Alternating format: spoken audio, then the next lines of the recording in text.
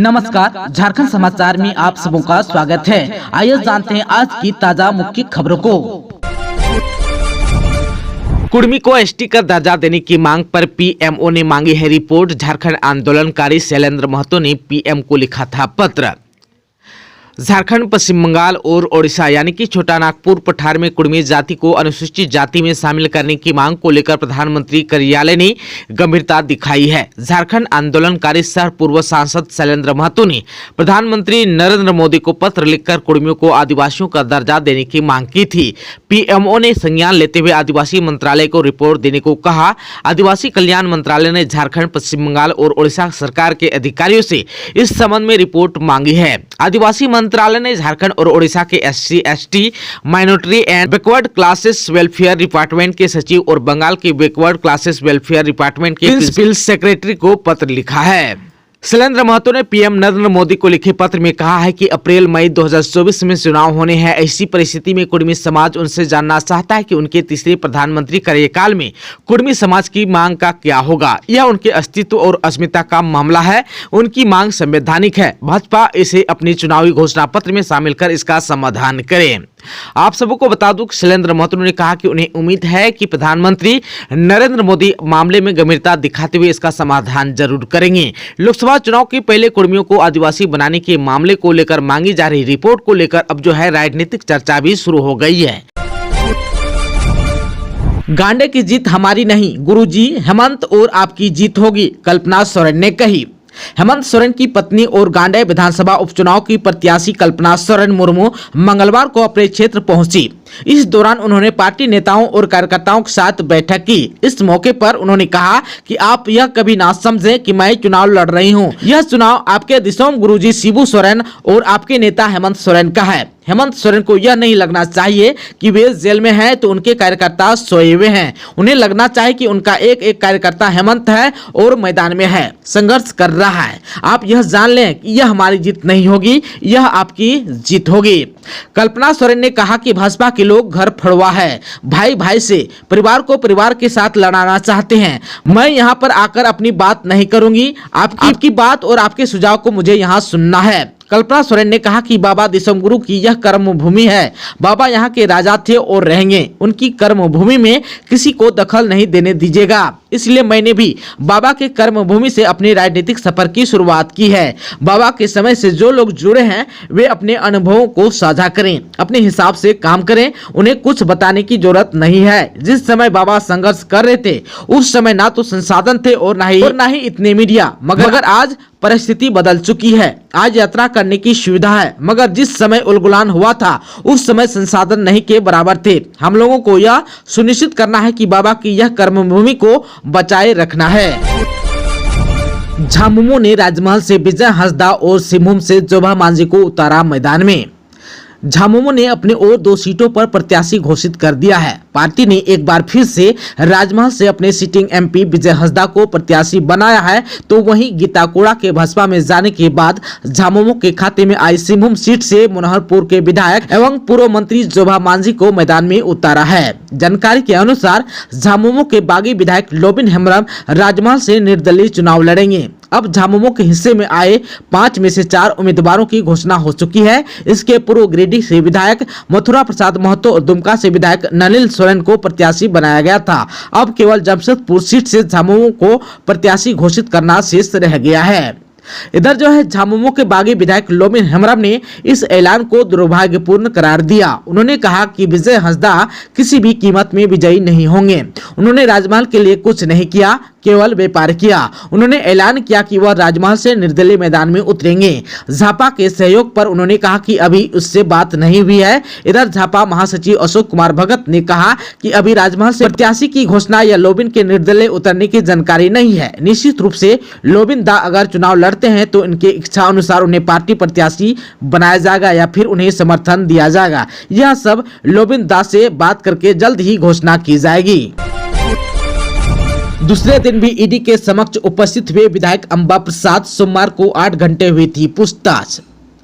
प्रवर्तन निदेशालय यानी कि ईडी के समक्ष विधायक अंबा प्रसाद मंगलवार को फिर उपस्थित हुए। दोपहर के करीब 3 बजे अंबा प्रसाद ईडी ऑफिस पहुंची, जिसके बाद उनसे पूछताछ शुरू कर दी गई। इससे पहले आप सबको बता दूं, सोमवार को भी ईडी ने अंबा प्रसाद से 8 घंटे पूछताछ की थी। अंबा हजारीबाग में जमीन पर अवैध कब्जा, बालू कारोबारियों से उगाही और रंगदारी के जरिए मनी लॉन्ड्रिंग मामले के आरोपी हैं। आप सबको बता दूं, सोमवार को ईडी ने उनके भाई अंकित साव से भी कई सवाल किए थे। ईडी ने अंबा के जब्त सारे मोबाइल का डाटा रिट्रीव कराया। वहीं ईडी ऑफिस के बाहर मीडिया से अंबा प्रसाद ने कहा कि ईडी ने ज्यादातर प्रश्न उन इलेक्ट्रॉनिक उपकरणों से किए जो उनसे जब्त किए गए थे। वहीं अंकित का मोबाइल का डाटा भी रिट्रीव कराकर बालू कारोबार से हुए आय पर सवाल किए गए। आप सबको बता दो कि ईडी ने अंबा को 4 अप्रैल को बुलाया था, पर स्वास्थ्य कारणों से वह नहीं आ सके थी। छत्तीसगढ़ शराब घोटाला मामले में सुप्रीम कोर्ट के फैसले के बाद बीजेपी पर हमलावर हुए झामुमो। छत्तीसगढ़ शराब घोटाला मामले में आईएएस अधिकारी अनिल टुटेजा और उनके बेटे यश को सुप्रीम कोर्ट से क्लीन चिट मिलने पर झामुमो ने केंद्र की मोदी सरकार और भाजपा पर जोरदार राजनीतिक हमला किया।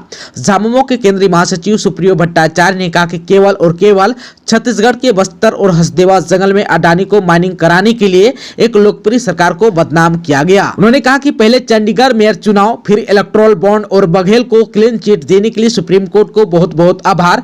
अब यह साबित हो रहा है कि किस प्रकार से केंद्र की मोदी सरकार अपने बिजनेस पार्टनरों को धंधा देने के लिए, विपक्षी दलों को अपने पाले में करने के लिए ईडी, सीबीआई और आईटी का गलत इस्तेमाल कर रही है। आज जो है चुनाव में भाजपा का हर तीसरा प्रत्याशी जो है दूसरे दल से आया हुआ है, जो भ्रष्टाचार का आरोपी है। इसलिए इस देश में मोदी जी सबसे बड़े भ्रष्टाचारी और परिवारवाद के पोषक के रूप में उभरे हैं। यह बातें भट्टाचार्य ने पार्टी कार्यालय में आयोजित एक प्रेस वार्ता के दौरान कही। वहीं भट्टाचार्य ने कहा कि ठीक इसी प्रकार से झारखंड के लोकप्रिय सरकार एवं मुख्यमंत्री हेमंत सोरेन को परेशान करने, उन्हें और झारखंड को बदनाम करने के लिए साजिश रची गई। पहली बार देश में एक सिविल नेचर के मामले को मनी लॉन्ड्रिंग का मामला बताते हुए उन्हें गिरफ्तार करके जेल में डाल दिया गया, केवल इसलिए कि भाजपा एक आदिवासी मुख्यमंत्री को पचा नहीं पा रही थी, उसके कार्यों को हजम नहीं कर पा रही थी। हेमंत सोरेन लोकसभा चुनाव में प्रचार नहीं कर पाए, इसकी पूरी सोची समझी रणनीति के तहत उन्हें गिरफ्तार किया गया। वहीं भट्टाचार्य ने कहा कि झारखंड के एक अंतर्राज्यीय व्यवसायी धीरज प्रसाद साहू को बदनाम और परेशान करने का काम इनकम टैक्स के माध्यम से कराया। इसे लेकर पीएम मोदी भी कूद गए। कहा कि 300 करोड़ की इतनी बड़ी रकम अपने जीवन में नहीं देखी, मगर क्या हुआ, क्योंकि धीरज साहू ने एक पाई का हिसाब किताब आईटी को दे दिया। कैसे विपक्षी नेताओं को केंद्र एजेंसियों के माध्यम से परेशान किया जाए, उनके चरित्र का चिरहरण किया जाए, यह जो है भाजपा कर दिखा रही है। हॉकी इंडिया ने राष्ट्रीय महिला हॉकी लीग का किया अनावरण, रांची में होगा पहला चरण, 8 टीमें लेगी हिस्सा।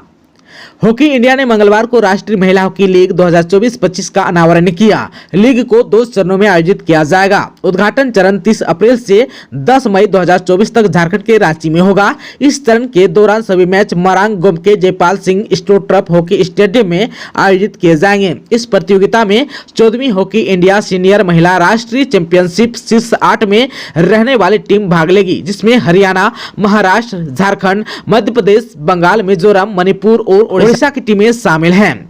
आप सबको बता दूं कि राष्ट्रीय महिला हॉकी लीग भारत में अपनी तरह की पहली घरेलू महिला लीग है, जो प्रतिभा और कौशल का शानदार प्रदर्शन करने का वादा करती है। उभरते एथलीटों को एक मंच प्रदान करने और देश में महिला हॉकी के कद को बढ़ाने के उद्देश्य से लीग में शीर्ष राज्य टीमों के बीच कड़ी स्पर्धा देखने को मिलेगी। विशेष रूप से लीग युवा प्रतिभाओं के लिए अपने दरवाजे खोलेंगे, जिसमें 21 वर्ष से कम आयु के खिलाड़ी भाग ले सकेंगे।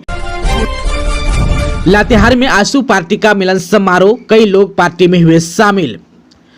लातेहार में आशू पार्टी का कार्यकर्ता मिलन समारोह सदर प्रखंड के पिसरार पंचायत में आयोजित किया गया।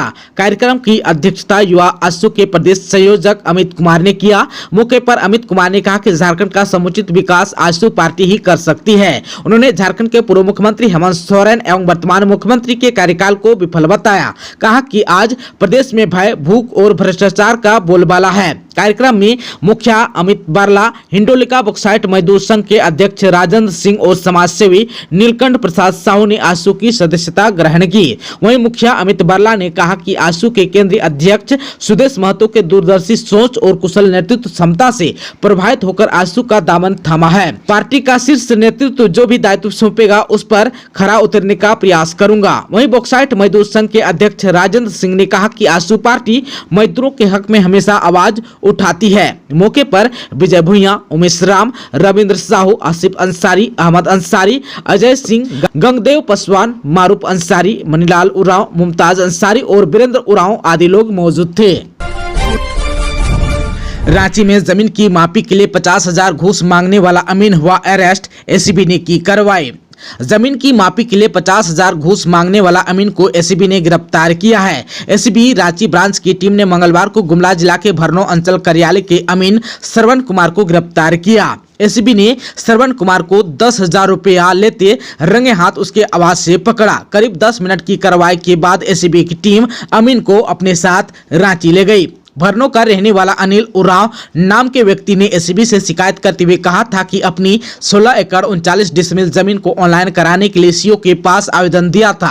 सीओ द्वारा अनिल के आवेदन को अंचल निरीक्षक और कर्मचारी के पास भेजा गया। अंचल निरीक्षक और कर्मचारी द्वारा जमीन से संबंधित प्रतिवेदन दिया गया। दोबारा सीओ द्वारा जमीन मापी और जाँच के लिए अनिल के आवेदन को अमीन श्रवण कुमार के पास भेजा गया, लेकिन इस काम के लिए अमीन श्रवण कुमार ने अनिल से 50,000 रुपए की घूस की मांग की थी।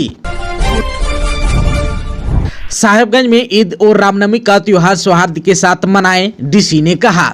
ईद और रामनवमी को लेकर साहेबगंज के डीसी हेमंत सती की अध्यक्षता में समाहरणालय में मंगलवार को जिला स्तरीय शांति समिति की बैठक हुई। डीसी ने दोनों समुदाय के लोगों से आपसी भाईचारा और सौहार्द के साथ पर्व मनाने की अपील की। कहा कि अफवाहों पर ध्यान नहीं दें, सोशल मीडिया पर आपत्तिजनक और भड़काऊ पोस्ट भी ना करें। सोशल मीडिया पर आपत्तिजनक और भड़काऊ पोस्ट करने वालों को चिन्हित कर कार्रवाई भी की जाएगी। वहीं ईद पर शहर के प्रमुख चौक चौराहों और ईदगाह के पास सुरक्षा को लेकर पुलिस बल की तैनाती होगी।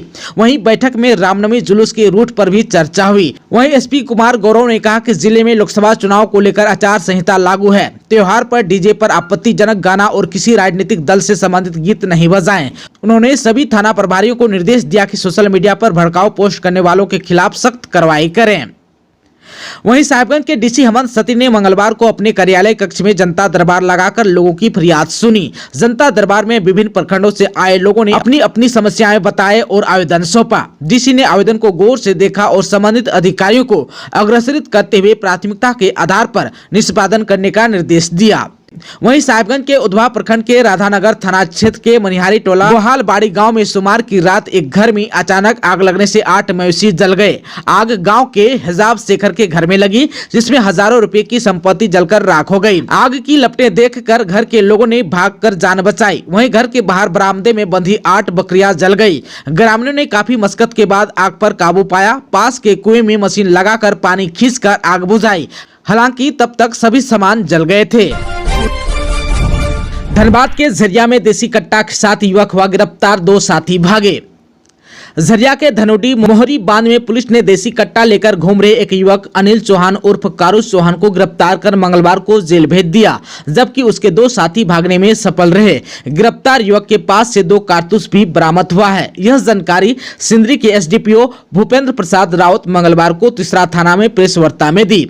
बताया कि एसएसपी एसपी जनार्दनन को सोमवार की रात गुप्त सूचना मिली थी कि मोहरी बांध के पास कुछ अपराधी बड़ी घटना को अंजाम देने के उद्देश्य से जमा हुए हैं। इसके बाद एसडीपीओ के नेतृत्व में टीम गठित कर तुरंत छापामारी कर अनिल चौहान को हथियार के साथ पकड़ लिया गया। उसके 2 साथी अंधेरे का फायदा उठाकर भागने में सफल रहे। उसके साथियों की गिरफ्तारी के लिए पुलिस छापामारी कर रही है। छापामारी टीम में तीसरा थाना प्रभारी सुमन कुमार, धनुडी ओपी प्रभारी पवन कुमार सहित अन्य पुलिस पदाधिकारी शामिल थे।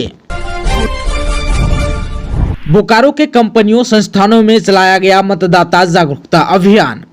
लोकसभा चुनाव में बोकारो जिले में मतदान प्रतिशत बढ़ाने को लेकर स्वीप कोषांग लगातार जागरूकता अभियान चला रहा है। इसके तहत मंगलवार को जिले के दर्जनों सरकारी कार्यालयों, निजी कंपनियों, संस्थानों में वोटर अवेयरनेस फोरम की बैठक कर कर्मियों को 25 मई को वोट डालने के लिए प्रेरित किया गया। इसके साथ ही वैसे अधिकारी और कर्मचारी जिनका नाम मतदाता सूची में नहीं है, उन्हें नाम दर्ज कराने के लिए फॉर्म 6 में भर कर अपने क्षेत्र के BLO के पास जमा करने को कहा गया। ऑनलाइन माध्यम से वोटर हेल्पलाइन ऐप और वोटर सर्विस पोर्टल पर जाकर मतदाता सूची में नाम दर्ज करने की भी जानकारी दी गई। कंपनियों और कार्यालयों में मतदाता जागरूकता संबंधित कार्यक्रम भी किए गए। स्वीप कोषांग के पदाधिकारियों ने कंपनियों के अधिकारियों और कर्मचारियों को मतदान की शपथ दिलाई। लातेहार में 12 पड़ाहा सम्मेलन में बड़ी संख्या में जुटे आदिवासी। चंदवा प्रखंड क्षेत्र के जबिया गांव में 12 पड़ाहा सम्मेलन हुआ। पारंपरिक पूजा स्थल में पड़ाहा राजा चंद्रदेव उरांव के नेतृत्व में यह संपन्न हुआ। मंच संचालन का कार्य विकास कुमार भगत और कोलेश्वर राम ने किया।